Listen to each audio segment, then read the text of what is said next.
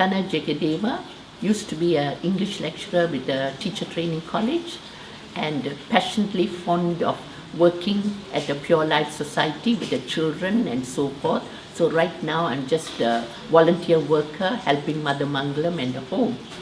Now, coming to the point of discussion, I'm Perak born actually, so I never really grew in the vicinity of the ashram. But it was quite amazing that in the year 1957, Tunku, when Merdeka year, he was very anxious that he should start the University of Malaya in Kuala Lumpur. So we were the first batch to have come here, and we were put at the technical college in Gurney Road with all the technical students, and conditions there were not so conducive. And also again, we were the first batch of students to do Indian studies, and that is Tamil. Professor Raja Kanu, Mr. Palani, Mr. Balakrishnan, all of them helped to set it up, and our advisor was the late Tun Sambandhan, and we used to see Uma Sambandhan a great deal as well. Now, during those days, due to lack of facilities, we often met at the ashram.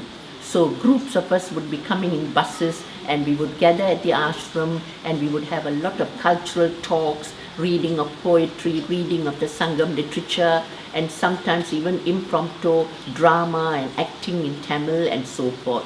So it was a very, very vibrant place, and Swami Vivekananda's statue loomed big and clear there, and the whole place was so lively, and there was always people booking it for all kinds of activities.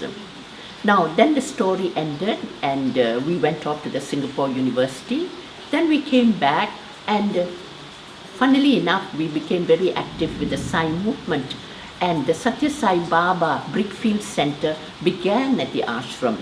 We used to go very regularly every Thursday and set up the altar, and there would be about 200 odd devotees who would gather together there, do the little abhishekam for the lingam up there, and then we have Baba's picture, and we used to do the bhajans there, and the Akhanda bhajans as well.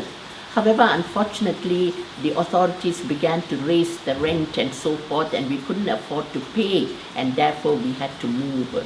And so that was the end of our connection with the Vivekananda Ashram. But to this day, whenever we go by, we have very pleasant memories of using the ashram to the fullest, especially as students. We found that it was such an amazing place to meet for cultural activities.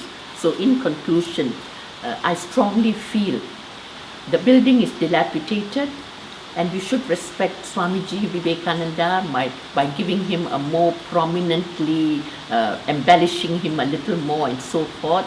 But I feel that it should maintain its old rationale of being a cultural meeting place for Indian culture, thoughts, Vedanta, the meeting of Swamijis and so forth.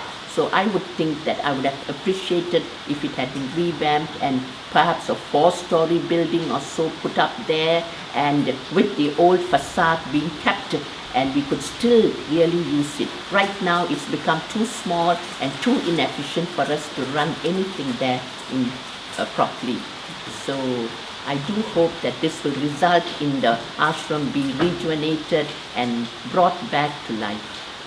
What are your ideas? What are your feelings on the proposed development now?